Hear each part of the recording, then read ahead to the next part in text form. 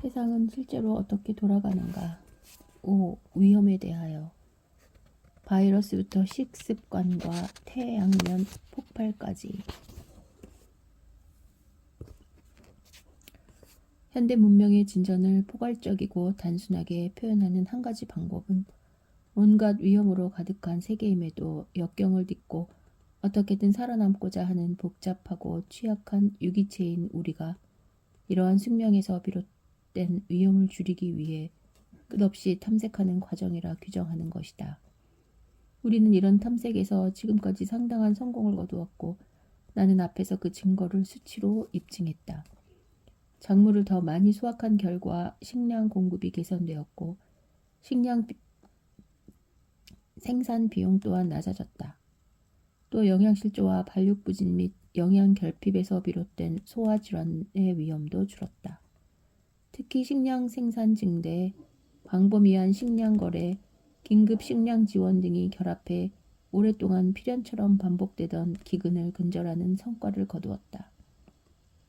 주거 환경, 위생 상태, 더 많은 비누와 더 잦은 손 씻기보다 중요한 것은 없다. 와 공중보건, 대규모 백신 접종부터 식품 안전 감독까지가 더 나아지며 가정이 한층 안락해졌고 오염된 물로 인해 확산되는 전염병의 위험이 줄어들었으며 식품 매개 질병의 빈도가 꺾였고 나무 연료를 사용하는 난로에서 발생한 일산화탄소에 중독될 위험도 크게 사라졌다. 공학의 발전과 치안의 향상으로 산업재해와 교통사고도 줄었다. 자동차 사고로 연간 120만 명이 사망하지만 충돌 위험과 심각한 부상을 줄이는 방향으로 자동차 설계와 안전장치를 개선하지 않았다면 사망자가 훨씬 더 많을 것이다. 국제조약에 명기된 투명한 원칙이 오염 상품 수입 위험을 줄이며 신뢰도와 안전도를 높이고 개탄스러운 사건의 법적 소송을 제기하도록 함으로써 예컨대 자식을 다른 나라로 억지로 데려간 부모를 추적할 수 있게 되었다.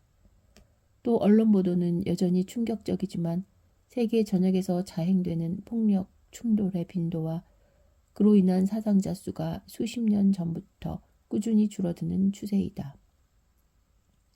그러나 복잡하기 그지없는 인간의 몸, 엄청난 규모이지만 예측할 수 없는 자연 과정, 복잡한 기계를 설계하고 그걸 작동할 때 인간이 범하는 그 실수를 근절할 수 없다는 현실을 고려하면 현대 세계에서도 위험이 여기저기에 많다는 것은 조금도 놀라운 일이 아니다.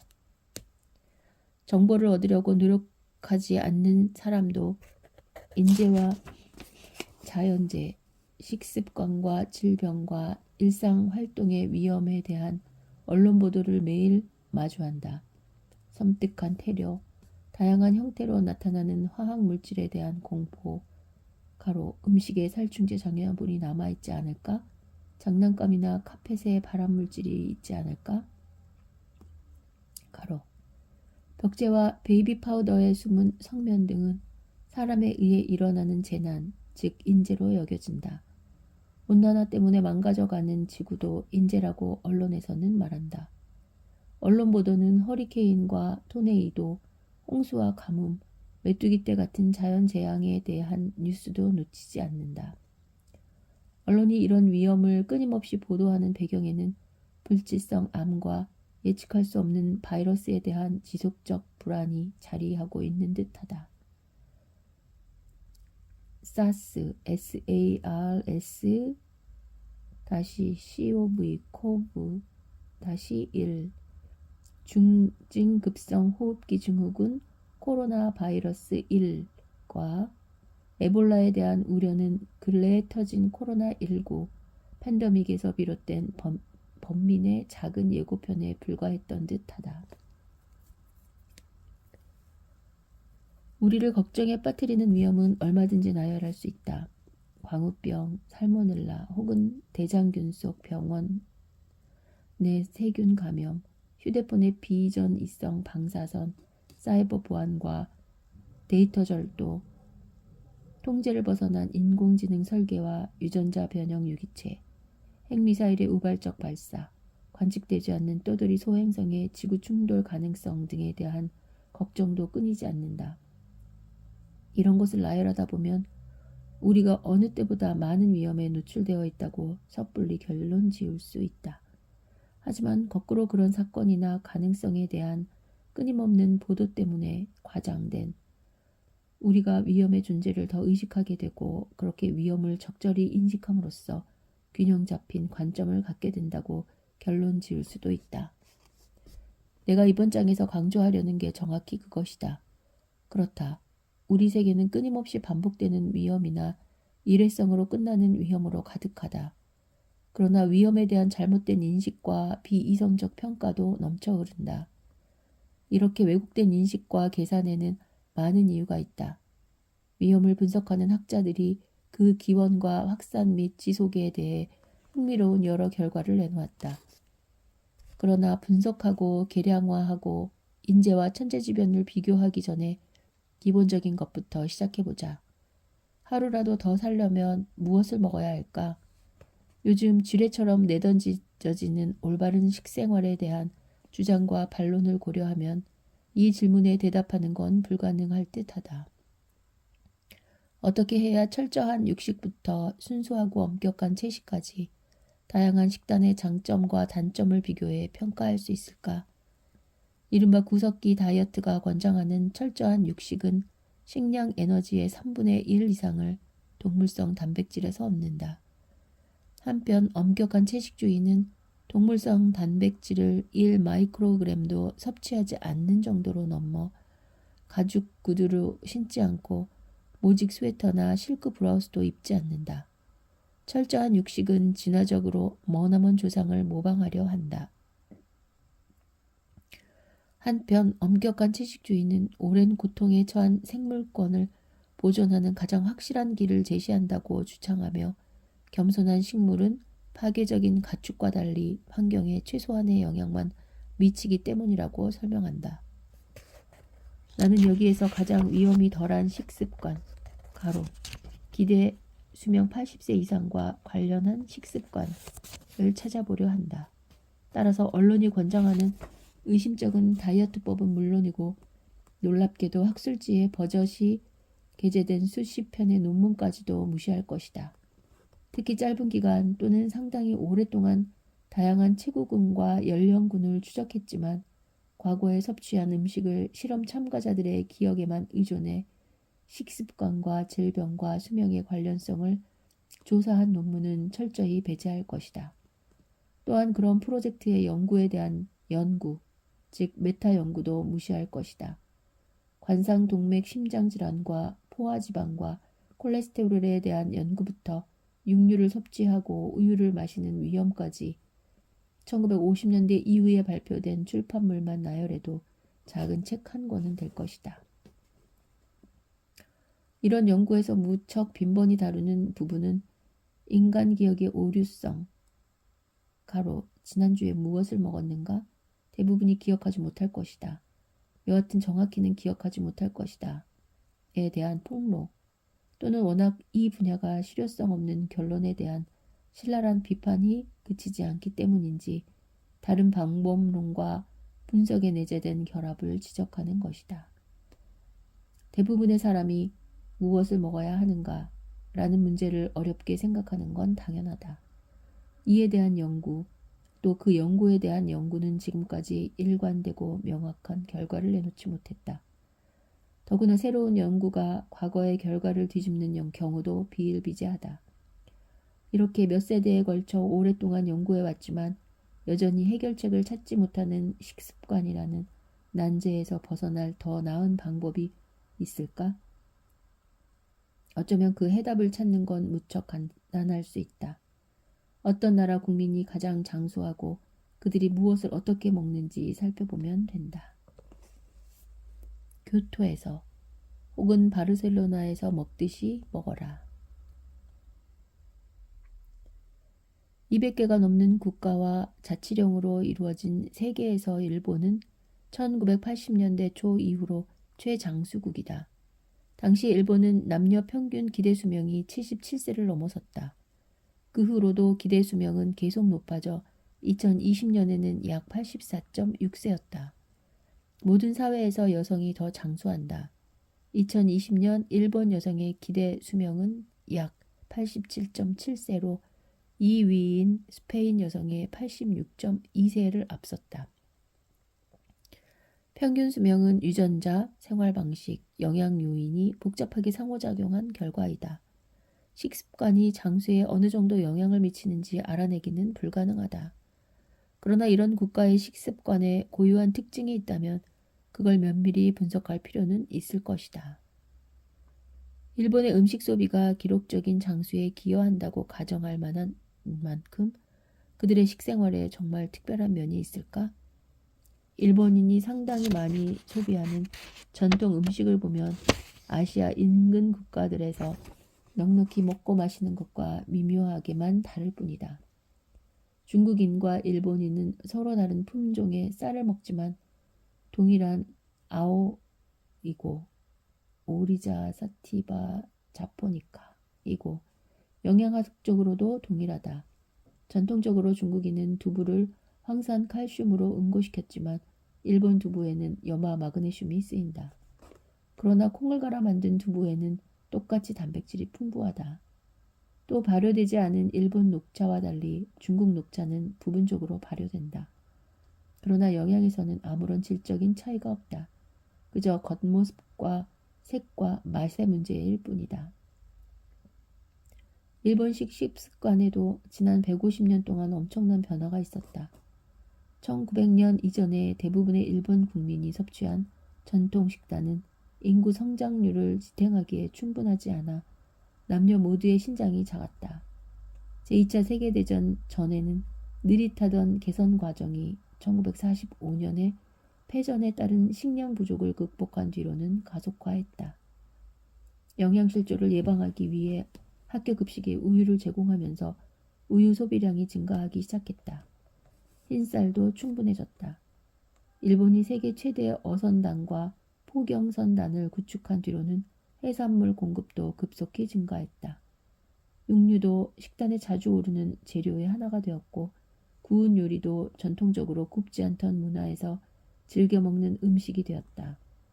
높아진 소득과 입맛의 탄수화물화로 혈중 콜레스테롤 수치, 혈압, 체중 등이 평균적으로 높아졌지만 심장 질환은 눈에 띌 만큼 많아지지 않았고 수명은 늘어났다. 가장 최근의 조사에 따르면 일본과 미국은 하루에 소비하는 식량 에너지 총량이 놀랍도록 엇비슷하다. 2015년에서 2016년 미국 남성은 2017년에 일본 남성보다 겨우 11%더 섭취했고 미국 여성이 일본 여성보다 많이 섭취한 에너지량은 4%를 넘지 않았다. 일본과 미국은 탄수화물과 단백질 섭취량에서 적당한 차이가 있었다. 물론 두 국가 모두 필수적인 최소 단백질 섭취량은 넘었다. 그러나 평균 지방 섭취량에서 큰 차이를 보였다. 미국 남성은 일본 남성보다 약 45%, 미국 여성은 일본 여성보다 30%를 더 섭취했다. 가장 큰 차이는 설탕 섭취량이었다. 연간 평균 값으로 다시 계산하면 미국인은 일본인보다 약 8kg의 지방, 16kg의 설탕을 매년 더 먹는 셈이다. 요즘에는 재료를 어디에서나 구하고 조리법도 인터넷에서 쉽게 찾아볼 수 있다. 달리 말하면 때 이른 사망 위험을 줄이기 위해 일본식으로 먹기 시작할 수 있다는 뜻이다. 전통적인 일본 요리, 즉 와쇼쿠, 화식이든 외국 요리를 변형한 것, 예컨대 비너슈니첼을 변형한 돈가스이든 커리와 쌀밥을 결합한 부드럽고 걸쭉한 카레라이스이든 상관없다. 그러나 미소시루, 일본 된장국으로 아침 식사, 간편하지만 차가운 오니기리, 김으로 감싼 주먹밥으로 점심 식사, 스키야키로 저녁 식사를 대신하기 전에 장수의 가장 좋은 유럽식 식습관에는 무엇이 있을까? 라는 대안도 생각해 볼 필요가 있다. 스페인 여성은 세계 기대 수명에서 차점자이다. 스페인은 이른바 지중해식 식습관을 전통적으로 따라왔다. 채소, 과일, 통곡물을 많이 섭취하고 콩, 견과, 씨앗, 올리브유로 보충하는 식습관이다. 그러나 스페인 역시 평균 소득이 증가하자 식생활이 놀라울 정도로 달라졌다. 1950년대 말까지 가난했던 프랑코 정권 치하의 스페인은 검소하게 먹었다. 식단에는 전분과 채소가 많았다. 육류 공급은 연간 1인당 20kg에 미치지 못했고 실제 소비량은 12kg을 넘지 않았다. 그중 3분의 1이 양고기와 염소고기였다. 올리브유가 가장 중요한 식물성 기름이었고 설탕 섭취만이 다른 식품에 비해 상대적으로 높았다. 1986년 유럽연합에 가입한 뒤 스페인의 식습관은 급속히 변화했고 2000년쯤에는 유럽에서 손꼽히는 육류 소비국이 되었다. 1인당 평균 공급량은 연간 110kg으로 4배 넘게 증가했는데 그 뒤로는 완만하게 줄어 2020년에는 1인당 약 100kg이 되었다. 하지만 여전히 일본 평균값의 2배에 달한다. 신선한 육류뿐만 아니라 유제품과 치즈를 섭취하고 다양한 종류의 하몬을 엄청나게 소비하기 때문에 스페인의 동물성 지방 섭취량은 일본의 4배이다. 현재 스페인인이 섭취하는 식물성 지방은 일본인의 4배에 달하지만 올리브유 섭취는 1960년에 비해 약 25% 줄었다. 소득이 올라가자 당류를 좋아하던 전통적인 성향도 덩달아 짙어졌다. 청량 음료가 불티나게 팔렸다. 1960년대 이후 1인당 설탕 소비가 2배로 늘어 이제는 일본보다 약 40% 높다. 같은 시기에 스페인의 포도주 소비량은 꾸준히 감소해 1960년대 1인당 45리터에서 2020년에는 11리터로 급감했다. 반면 맥주가 압도적으로 가장 많이 소비되는 알코올성 음료로 올라섰다. 요즘 스페인 사람들의 식습관은 일본인과 상당히 다르다. 물론 이제 유럽 대륙에서 육류를 가장 많이 소비하는 스페인의 식당은 채소 위주로 섭취하던 검약한 식단, 또 장수를 자랑하던 유명한 지중해식 식단과는 거리가 멀다.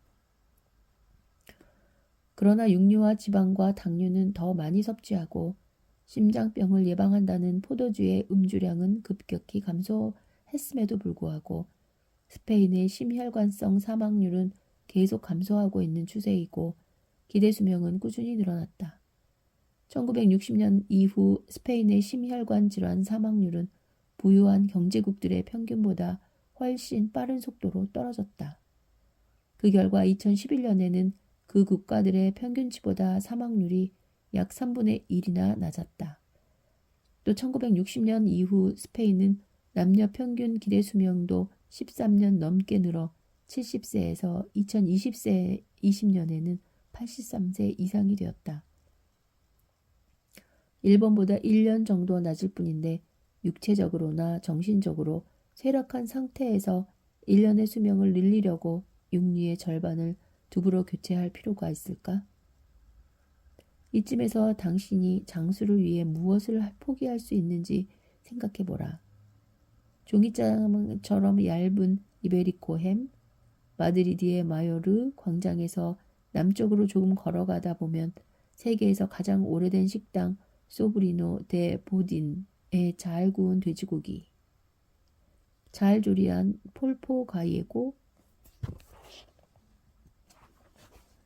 포기할 수 있겠는가? 잘 구운 돼지고기는 거의 300년 동안 이어온 것만큼 유명하지는 않더라도 하여튼 폴포 가이에고, 감자와 올리브유, 파프리카를 넣고 뭉근히 끓인 문어. 존재론적 결정을 내려야 하지만 결론은 상당히 명확하다. 지배적인 식단에 의해서만 장수와 건강하고 능동적인 삶의 여부가 결정된다면 일본식 식습관이 우위에 있지만 발렌시아 지역 사람들처럼 먹더라도 약간 부족한 수준일 뿐이다.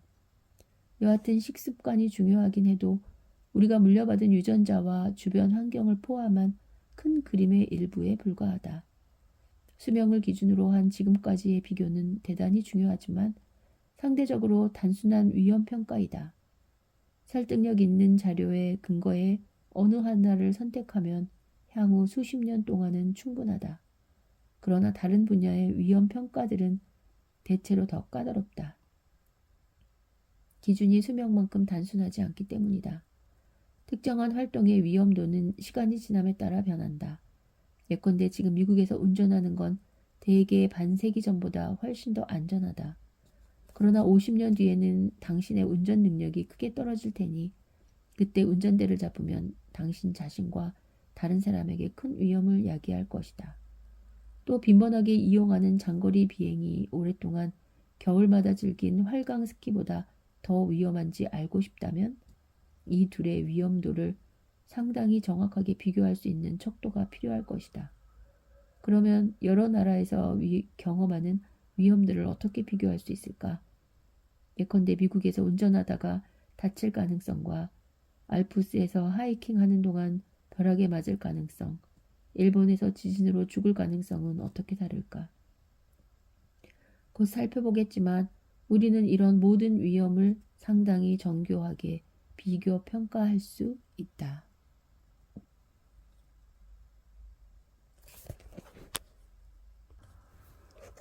위험의 용인과 지각. 1969년 위험을 분석한 선구적인 논문에서 당시 캘리포니아 대학교 로스앤젤레스 캠퍼스의 공학 및 응용과학부 학장이던 촌시스타 1912에서 2007은 자발적 행위와 비자발적 행위는 위험 용인에서 큰 차이가 있다고 역설했다.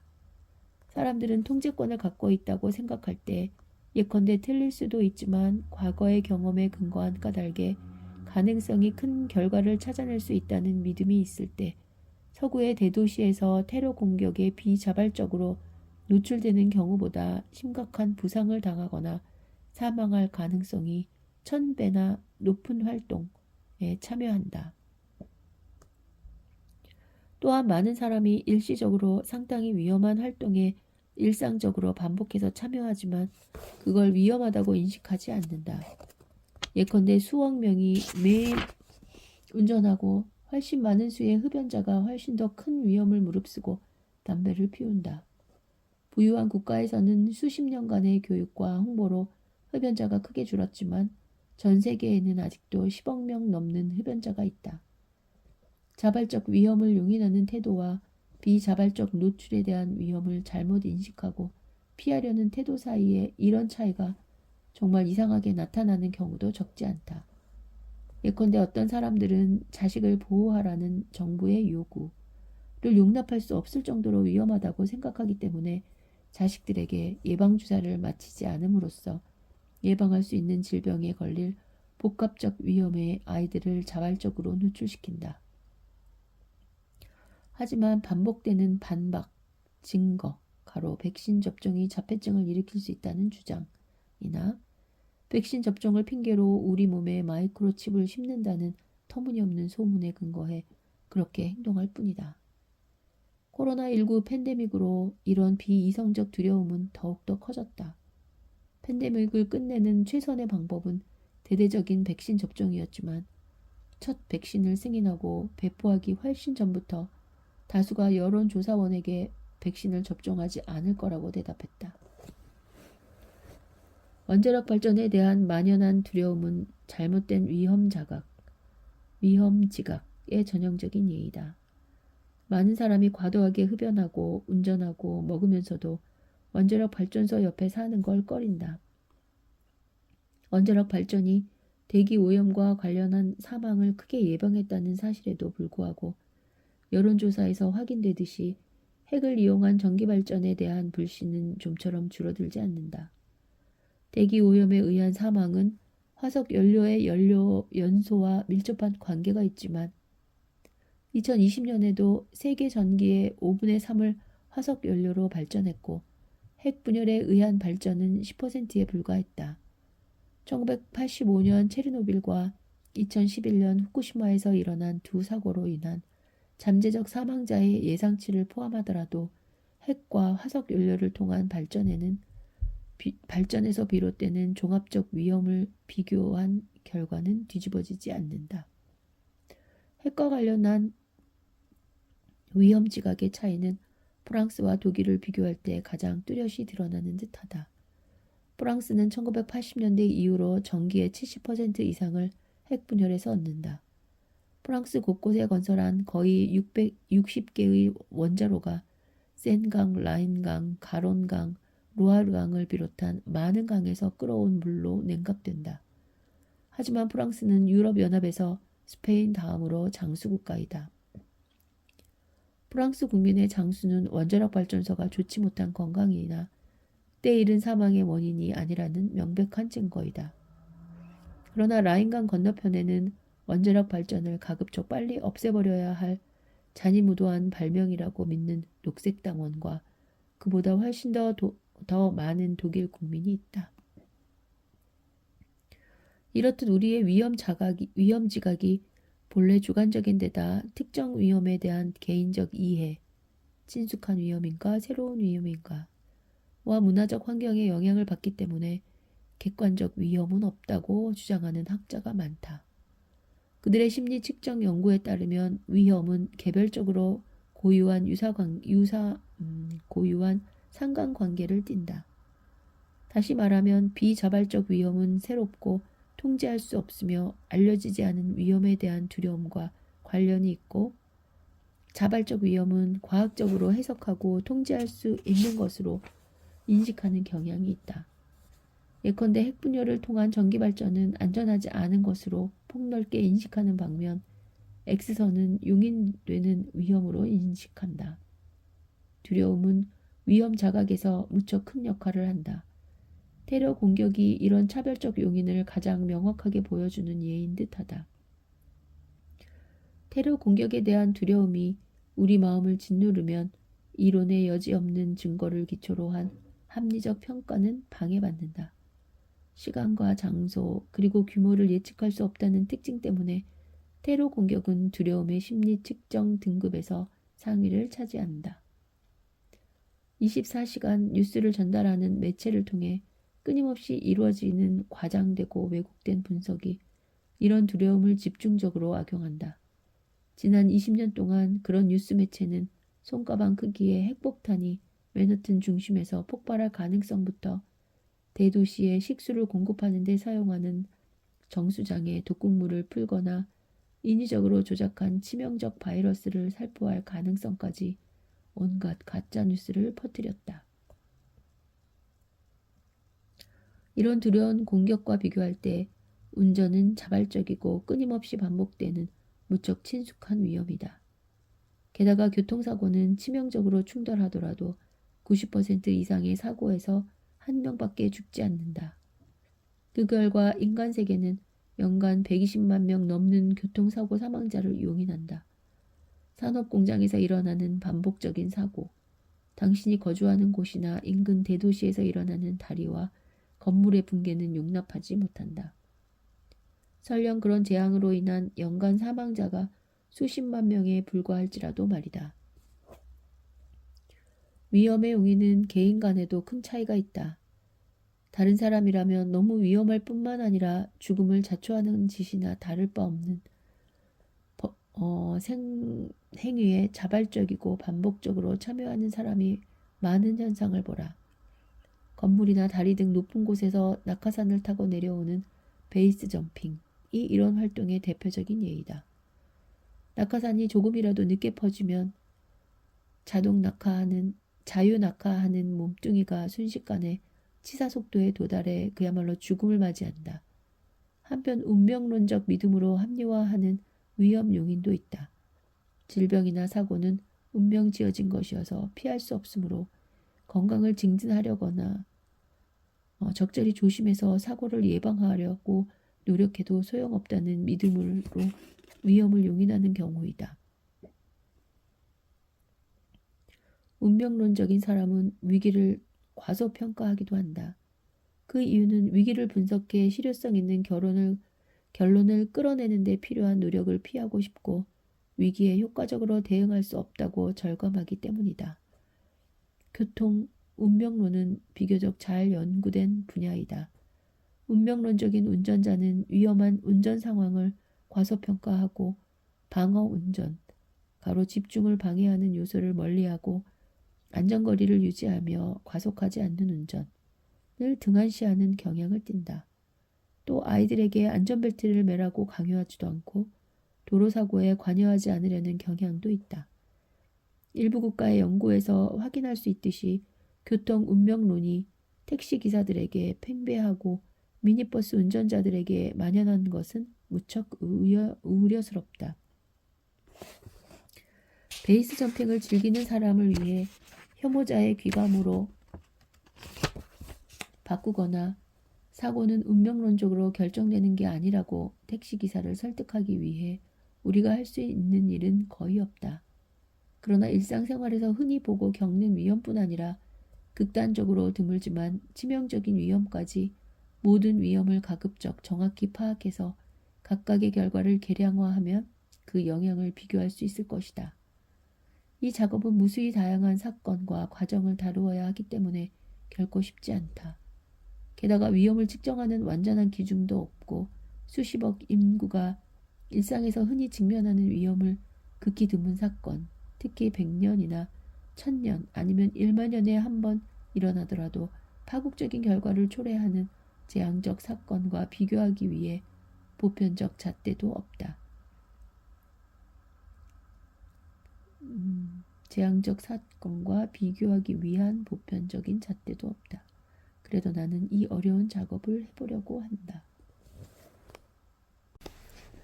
폭발이 지구 오존층에 피해를 주려면 50광년 이내에 떨어진 곳에서 일어나야 한다. 그러나 우리 근처에 있고 폭발 가능성이 있는 별은 이보다 훨씬 멀리 떨어져 있다. 감마선이 1만 광년 떨어진 곳에서 1500만 년을 주기로 한 번씩 폭발해 지구에 영향을 줄 수 있을지 모르지만 지금까지의 기록으로 가장 가까운 곳에서 일어난 폭발은 13억 광년 떨어진 곳에서 일어난다. 이런 위험은 이론의 범주에 속한다. 따라서 이런 폭발이 언제쯤 일어날까 추측하려 애쓰지 말고 이런 사건의 빈도를 고려해 15만 년 혹은 50만 년 후에도 지구 문명에 존재할 수 있을까? 라고 묻는 게 더 나을 듯하다.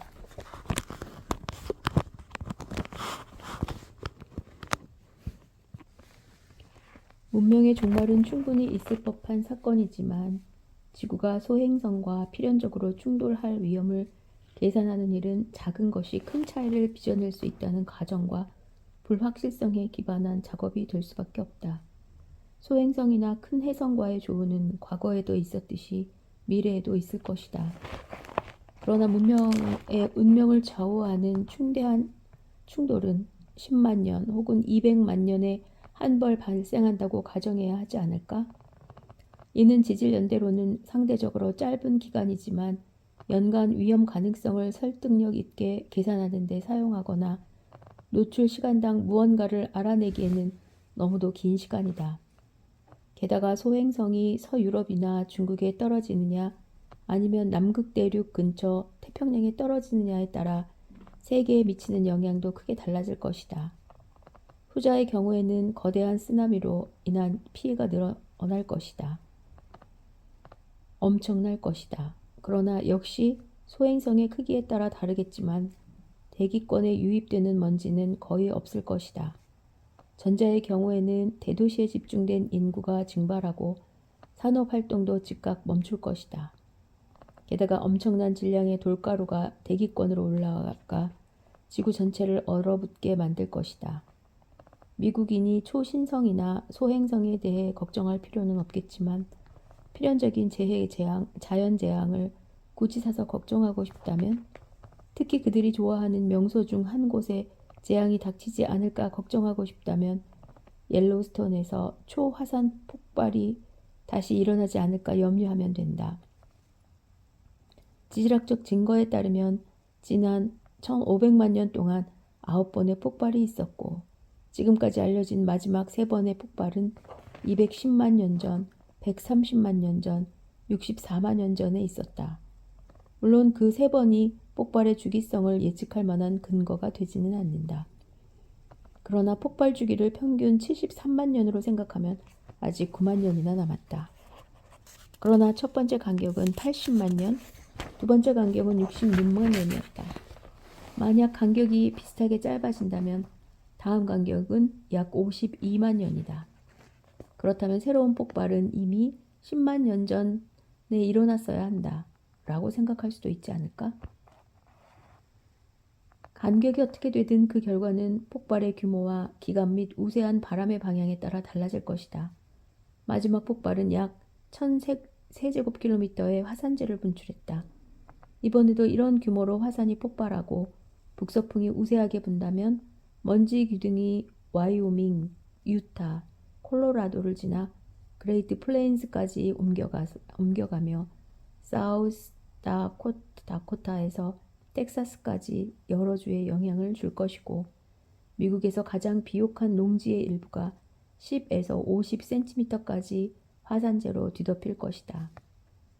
지진 감시 시스템의 조기 경보가 작동하고 약한 규모로 오랫동안 폭발하면 대규모 대피가 가능하겠지만 짧게 끝나는 재난 그 자체보다는 주택과 기반시설 및 농지의 손실에서 피해가 훨씬 더 클 것이다.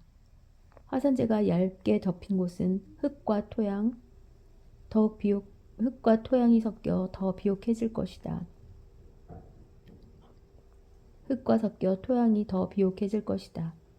그러나 화산재가 두껍게 덮인 곳은 관리를 할 수 없어 빗물과 눈 녹은 물이 이동하기 시작하면 다른 위험을 추가로 야기하고 결국에는 퇴적과 침수 등 향후 수십 년 동안 여러 문제를 일으킬 것이다. 우리를 직접적으로 죽이지는 않지만 지구 전체를 혼란에 빠뜨리며 간접적으로 많은 사상자를 낳는 자연재해의 대표적 예를 들면 코로나 질량 분출에서 비롯된 지자기 폭풍일 것이다. 코로나는 태양 대기의 가장 바깥층을 가리키며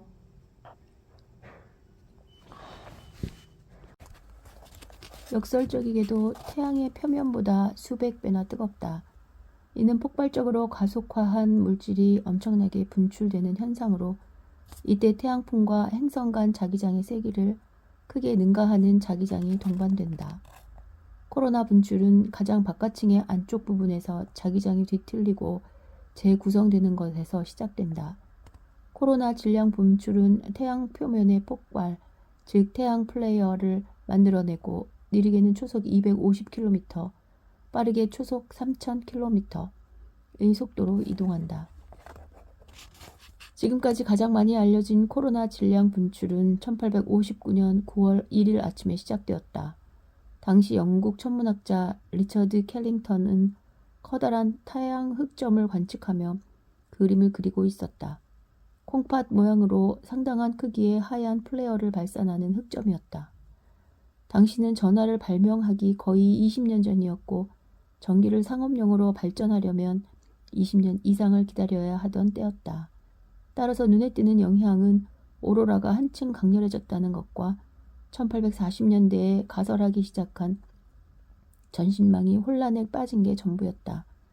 전신줄이 불꽃을 일으켰고 전신 전달이 끊기거나 이상하게 잘려나간 형태로 이어졌다. 심지어 전신 교환원이 전기 충격을 받고 화재가 발생하기도 했다. 그 이후에 특히 주목할 만한 사건은 1903년 10월 31일에서 11월 1일, 1921년 5월 13일에서 15일에 일어났다.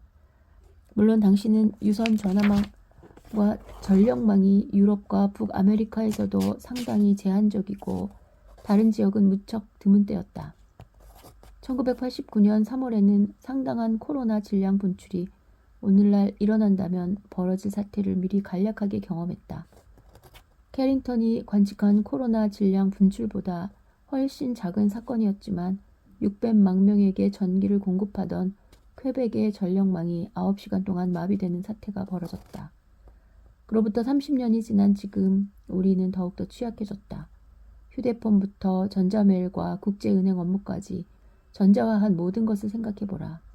또 선박과 항공기는 물론이고 수천만 대의 자동차에 장착한 GPS 기반 내비게이션을 생각해보라. 태양 활동을 치밀하게 감시하면 어떤 형태의 질량 분출이든 즉각 감지해서 그 분출이 지구에 도달하기 12에서 15시간 전에 경고할 수 있을 것이다. 그러나 지구에서 약 150만 킬로미터 밖에 있는 태양 및 태양권 관측 위성의 분출이 도착한 때에야 우리는 그 강도를 측정할 수 있다. 따라서 그때부터 준비하면 대응할 시간이 1시간 이내, 심지어 15분으로 줄어든다. 피해가 적더라도 통신과 전력망이 몇 시간 혹은 며칠 동안 혼란에 빠질 것이다. 다시 말해 지자기 폭풍이 닥치면 이런 연결망이 세계 전역에서 끊어지고 우리는 전기도 없고 통신도 없고 교통도 없는 세계에서 한동안 지내야 한다. 물론 신용카드도 사용할 수 없고 은행에서 돈을 인출할 수도 없다. 이렇게 심각한 손상을 입은 중요한 기반시설을 완전히 복구하는 데는 수년, 아니 10년이 걸린다면 우리는 어떻게 해야 할까? 범지구적 피해는 2조 달러에서 20조 달러에 달할 것이다.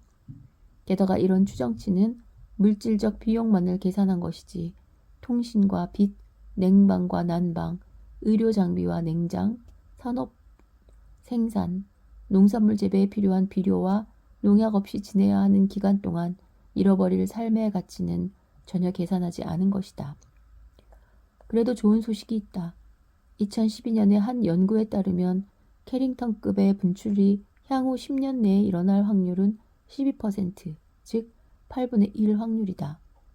또 이 연구에서는 이런 극단적 사건은 무척 드물기 때문에 발생 비율을 추산하기 어렵다며 미래에 일어날 특정한 사건을 예측하는 것은 실질적으로 불가능하다고 강조했다. 이런 불확실성을 고려하면 2019년 바르셀로나에 모인 과학자들이 2020년대에 그런 위험이 일어날 가능성이 0.46에서 1.88%를 넘지 않으리라고 추산한 것이 조금도 놀랍지 않다. 달리 말하자면 최고치로 추산해도 53분의 1의 확률, 즉 상당히 마음의 위로를 주는 확률이다. 2020년에는 카네기 멜란 대학교 연구팀이 훨씬 낮은 추정치를 내놓았다. 요컨대 향후 10년 동안 2012년급의 분출이 일어날 가능성은 1에서 9%, 1859년에 캘링턴급 분출이 일어날 가능성은 0.02에서 1.6%라고 추정한 것이다. 많은 전문가들이 이런 확률뿐 아니라 그 잠재적 결과가 엄청나다는 사실을 잘 알지만 캘링턴급 분출은 팬데믹처럼 우리가 적절히 대비할 수 없는 위험 중 하나이다. 따라서 우리는 다음에 있을 코로나 질량 분출이 캘링턴급이거나 그 이상이지 않기를 기도할 수밖에 없다. 이번에는 세상 사람들이 듣고 싶지 않은 말을 해보자. 바이러스 팬데믹이 앞으로 상당히 높은 빈도로 다시 나타날 것이라는 추정은 안타깝게도 진실에 가깝다.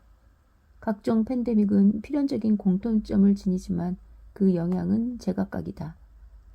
2020년대 초 세계 인구 중 62세 이상은 약 10억 명이었다.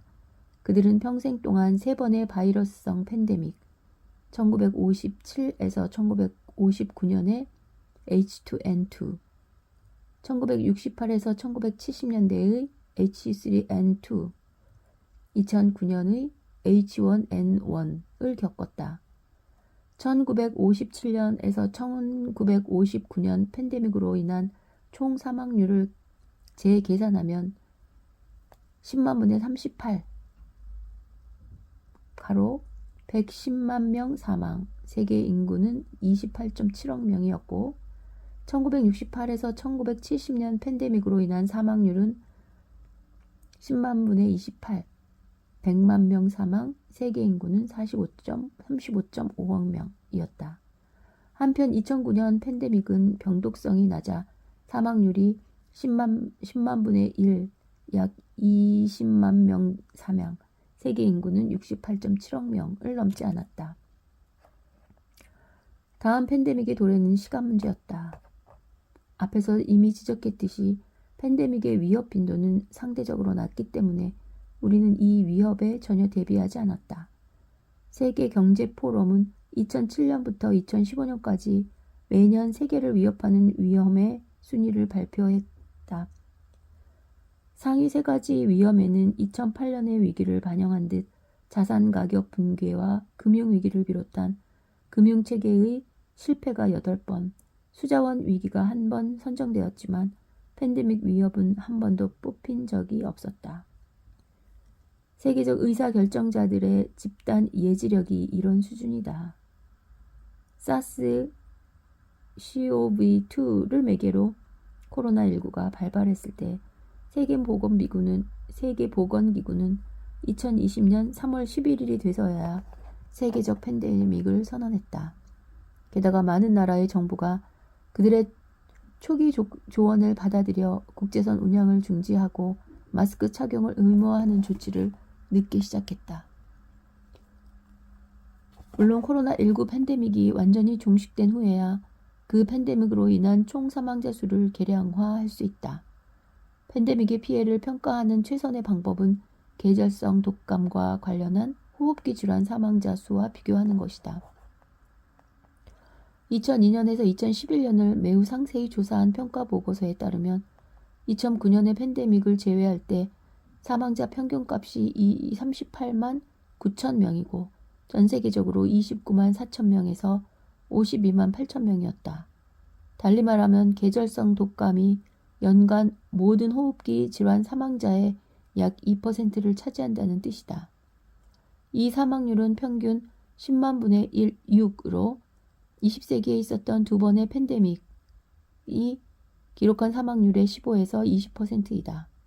뒤집어 말하면 사망자 수가 첫 번째 팬데믹 때는 계절성 독감보다 6배 더 많았고 두 번째 팬데믹 때는 거의 5배가 더 많았다. 게다가 연령층에 따른 사망률에도 중대한 차이가 있다. 계절성 독감 사망자는 거의 예외 없이 노령층에 편향되어 65세 이상이 전체 사망자의 67%를 차지한다. 반면 1918년 팬데믹은 악명 높은 두 번째 유행 때 30대에게 큰 피해를 안겼다. 1957년에서 1959년 팬데믹은 U자형 사망 곡선을 보이며 0에서 4세 및 60세 이상에게 큰 타격을 주었다. 반면 코로나19 사망자는 계절성 독감과 무척 유사하게 65세 이상의 연령층, 특히 중대한 기저질환이 있는 집단에 크게 집중되었고 어린아이들에게는 거의 아무런 영향을 미치지 않았다. 모두가 알고 있듯 노령층의 과잉 사망은 예방할 수 있는 게 아니다. 기대 수명을 늘리려는 노력이 성공한 탓에 우리가 치러야 하는 대가이기도 하다. 많은 부유한 국가에서는 기대 수명이 1950년 이후로 19년 이상 증가했다. 사망 진단서에는 코로나19 혹은 바이러스성 폐렴으로 적히겠지만 그 진단은 근사치에 불과하다. 진짜 원인은 기대 수명의 한계가 계속 늘어나는 과정에서 우리 대부분이 잠재적 건강 문제를 갖게 되었다는 데 있다. 미국 질병통제예방센터가 잠정적으로 발표한 코로나19 자료에서 명확히 밝혀진 대로 미국에서 코로나19 사망자가 최고조에 달했던 주에도 총 사망자의 81%가 65세 이상이었고 35세 이하는 0.1%에 불과했다. 이런 상황은 무려 5천만 명이 사망한 1918년에서 1920년 팬데믹과 사뭇 다르다. 지금은 누구나 알고 있듯 당시 대부분의 사망 원인은 박테리아성 폐렴이었다.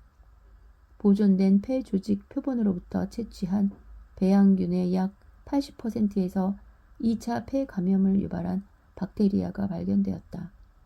당시는 항생제를 상용화하기 거의 4반세기 전이어서 그런 감염증을 치료할 방법이 없었다.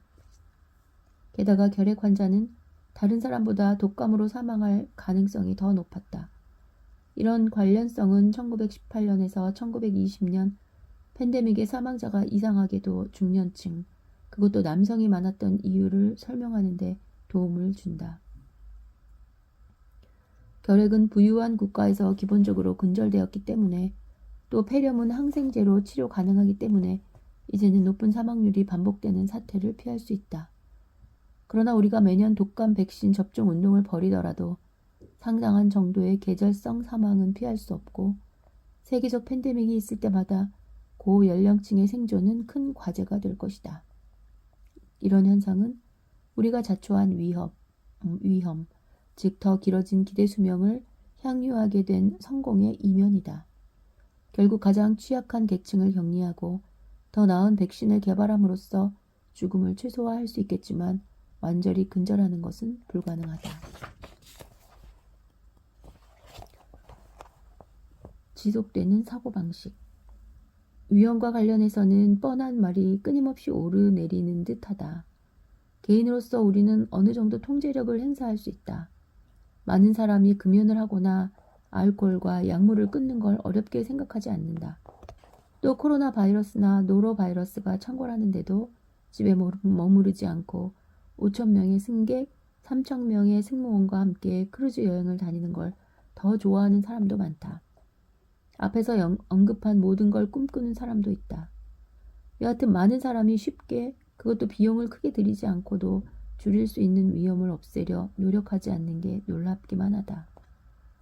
항상 안전벨트를 매고 과속하지 않으며 방어 운전에 힘쓰면, 또 거주지 곳곳에 연기와 일산화탄소 및 천연가스 감지기를 설치하면 매우 적은 비용으로 운전의 위험이나 화석 연료를 연소시켜 난방하는 구조물에 사는 위험을 줄일 수 있다. 게다가 대부분의 사람과 정부가 확률은 낮지만 파괴력이 큰 사건을 적절히 다루는 게 쉽지 않다고 생각한다. 기본적인 주택보험에 가입하는 것과 한 세기에 한 번 있을 법한 사건의 충격을 최소화하기 위해 내진 설계 건축물에 투자하는 것은 별개의 문제이다. 캘리포니아에는 1980년 이전에 지은 주택의 내진 보강에 보조금을 지원하는 정책을 시행하고 있지만 비슷한 정도의 지진 위험을 지닌 대부분의 자치단체는 그런 정책을 시행하지 않는다. 그러나 위험에 노출되는 걸 피하기는 불가능하지는 않더라도 무척 어렵다. 앞에서 이미 언급했듯 자발적 위험과 비자발적 위험이 명확히 구분되지 않는 경우가 적지 않기 때문이다. 대부분의 위험은 우리 통제를 벗어났다. 우리는 부모를 선택할 수 없으므로 다수의 공통된 질병이나 희귀질병, 예컨대 암과 당뇨, 심혈관 문제, 천식 및 몇몇 염색체 열성 질환에 걸리기 쉬운 유전적 소인을 피할 수 없다. 모든 국지적 자연재해의 위험을 크게 줄이려면 우리 지구에서 많은 지역, 특히 초대형 지진과 화산 폭발이 반복되는 지역, 파괴적인 태풍과 광범위한 홍수가 빈발하는 지역을 인간 거주지 목록에서 지워버려야 할 것이다. 인구가 점점 증가하는 까닭에 그런 지역을 거주지 목록에서 지워버리기란 거의 불가능하다. 따라서 이런 환경에서 생존 확률을 높이는 유일한 방법은 예방 조치를 취하는 것이다. 내진 설계를 한 철근 콘크리트 건물에 거주하는 사람은 주변 건물이 붕괴하더라도 매몰되지 않을 것이다. 토네이도 대비소를 갖추면 가족들은 살아남아 쑥대밭으로 변한 가정을 다시 일으켜 세울 수 있다. 또 조기 경보 시스템과 대피 계획을 효과적으로 시행하면 태풍과 홍수 그리고 화산 폭발로 인한 인명 피해를 줄일 수 있다. 이런 대책으로 수백 명을 넘어 수십만 명까지 구할 수 있겠지만 대지진의 순환, 따른 쓰나미부터 초대형 화산 폭발까지, 또 국지적으로 끝없이 지속되는 가뭄부터 소행성이나 해성의 충돌까지 많은 대재앙에 우리는 무력하고 그런 재앙을 막는 방법도 제한적이다. 또 다른 종류의 뻔한 소리는 위험 평가에도 적용된다. 우리는 자발적이고 익숙한 위험은 습관적으로 과소평가하는 반면 비자발적이고 낯선 위험은 과장하는 경향이 있다. 또 최근의 충격적 경험에서 기인하는 위험은 과대평가하고 집단 기억과 제도적 기억에서 사라진 사건의 위험은 과소평가한다. 앞에서 이미 언급했듯 세계적으로 약 10억 명이 생전에 3번의 팬데믹을 겪었다. 그러나 코로나19 팬데믹이 겹쳤을 때 1918년의 사례를 압도적으로 자주 언급했다. 또 1950년대의 소아마비와 1980년대의 에이즈가 남긴 두려움은 광범위하게 기억하는 반면 덜 치명적이었지만 시기적으로 가까웠던 세 번의 팬데믹은 거의 언급하지 않거나 피상적인 인상만을 남겼다. 이런 기억상실의 이유는 충분히 설명할 수 있다. 2009년 팬데믹은 계절성 독감과 대체로 구분되지 않았다. 1957년에서 59년과 1968년에서 70년에는 국가적 차원에서나 대륙적 차원에서 철저한 봉쇄가 없었다. 미국과 세계의 경제에 대한 통계 자료에서도 20세기 후반기에 덮친 두 번의 팬데믹으로 장기적인 성장률이 크게 떨어진 흔적은 보이지 않는다. 게다가 1968년에서 70년은 해외 항공 여행이 크게 확대되던 시기였다. 동체가 넓은 최초의 제트 여객기 보잉 747이 처음 비행한 때가 1969년이었다. 더 중요해야 한 것은 당시에는 하루도 쉬지 않고 24시간 내내 뉴스를 내보내며 사망자 수를 실시간으로 전하는 병적인 집착을 보이는 케이블 방송이 없었다는 점이다. 코로나19의 원인과 치료법에 대한 터무니없는 주장, 온갖 음모론이 난무하는 인터넷도 없었다. 따라서 역사를 초월해 뉴스를 발작적으로 퍼뜨리는 수단도 없었다. 좋은 소식을 기대하지 않는 사람들조차 놀랄 정도의 규모로 확산된 코로나19 팬데믹이 다시 증명했듯이 10년에 한 번 혹은 한 세대나 한 세기에 한 번 발발하는 바이러스성 팬데믹처럼 파급력이 크지만 상대적으로 빈도가 낮은 위험에 대해 우리는 제대로 대비되어 있지 않다. 이럴진데 캘링턴급 분출이 다시 발생하면 보도와 분석은 말할 것도 없고 어떻게 대처할 수 있겠는가. 또 소행성이 아조레스 제도 근처 바다에 떨어져 2011년 노호쿠 지진 때와 같은 규모의 쓰나미가 대서양 주변을 휩쓴다면, 다시 말해 바닷물이 40m 높이로 내륙 10km 안쪽까지 밀려든다면 어떻게 대처할 수 있겠는가. 우리가 대규모 참사의 여파에서 얻은 교훈은 결코 이성적이지 않다. 이런 참사가 다시 일어날 확률은 과장하고 그 참사를 떠올리게 하는 모든 것을 원망한다. 따라서 그 참사에서 받은 심리적 충격은 제쳐두고 인간과 경제에 미칠 실질적 영향을 누적 사망자로 크게 걱정할 필요 없는 많은 위험들의 결과와 비교한다. 이런 이유에서 또 다른 테러 공격이 있을지도 모른다는 두려움에 미국은 그 공격을 예방하기 위한 특별 조치를 취했다.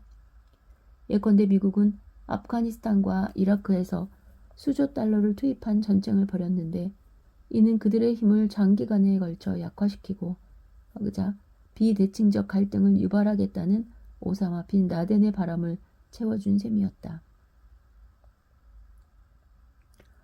위험에 대한 공공의 반응은 실제 결과에 대한 비교 평가보다 낯설고 제대로 모르는 미지의 것에 대한 두려움에 더 큰 영향을 받는다.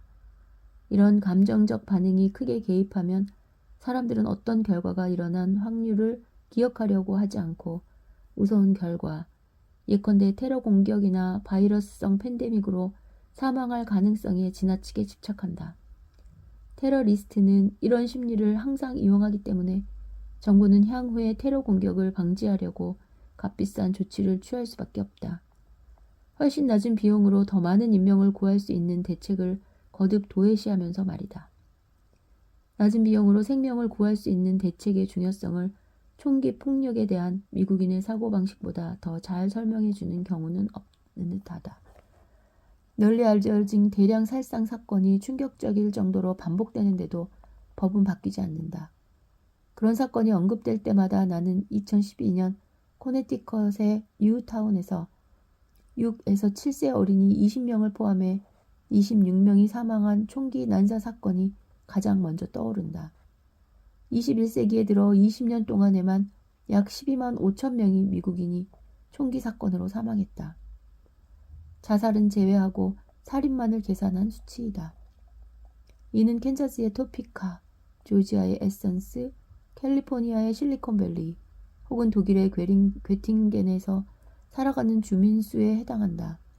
반면 21세기가 시작되고 20년간 미국에서 벌어진 모든 테러 공격으로 사망한 미국인은 170명으로 거의 세 자릿수나 차이가 난다. 총기 사고를 자동차 사고에 비교하면 사망자 수가 계층에 따라 들쑥날쑥하다.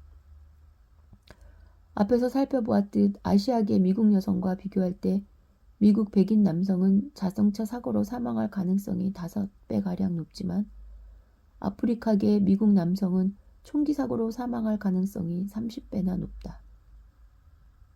이 장을 끝내기 전에 내가 유익하고 통찰력 있는 조언을 해주길 바라는가? 우리가 이런 근본적인 현실을 인정한다면 위험이 없는 삶을 요구하는 것은 불가능을 요구하는 것과 같다. 결국 위험을 최소화하려는 마음가짐이 예나 지금이나 인간의 진보를 끌어가는 주된 동기이다.